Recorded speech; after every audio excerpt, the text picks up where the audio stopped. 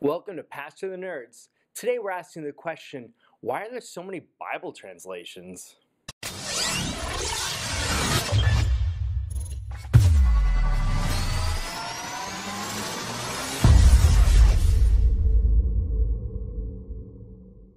Maybe you've been to a bookstore recently and you happen to go to the Christian section. And in that section is a smaller section, but it's still a pretty big section, the Bible section.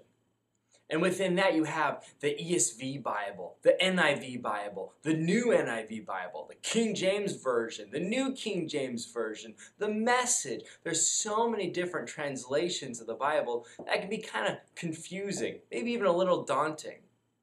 Today we want to talk about some of the reasons why we have different Bible translations. One of the reasons we have different Bible translations is because the English language has changed over time. If you ever picked up your grandpa's old King James Version of the Bible, it's almost like you're reading Shakespeare. Wherefore art thou, Romeo? It can be a little confusing and hard to read.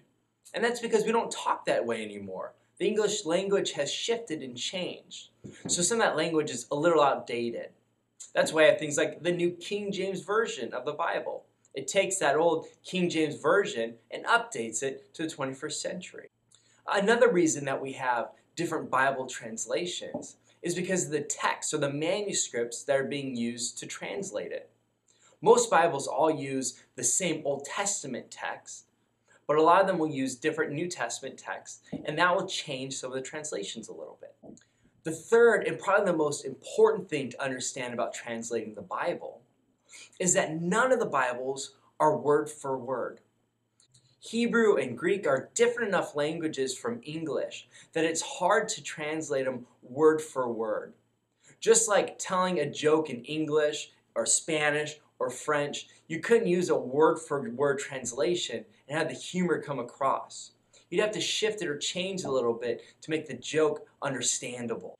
For example, I have a word for word translation of Matthew 1:18. If we were to read it in our Bibles, it would sound something like this. Of the but Jesus Christ the birth thus was, being betrothed the mother of him, Mary, to Joseph, before to come together them, she was found in belly having from Spirit holy.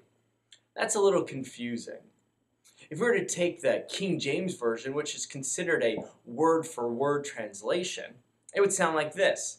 Now the birth of Jesus Christ was on this wise, when as his mother Mary was espoused to Joseph, before they came together, she was found with child of the Holy Ghost. As you can see from this example, there has to be a little bit of playing with the words to make them make sense for the structure of the English language and how we read. There are mainly two ways that we translate the Bible. One is word for word, or formal equivalence translation. And it's when we try and get as close to the original text as possible, while still making it understandable in the English language. Good word-for-word translations would be Bibles like the ESV or the New King James Version of the Bible or the NLT Bible. The second is dynamic equivalence translations.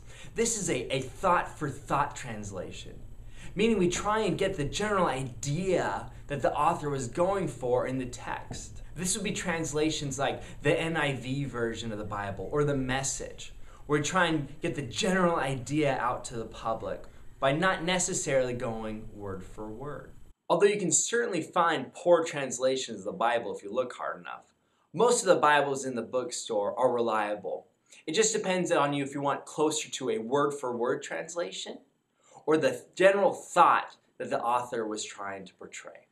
This has been Pastor the Nerds. We'll see you next week.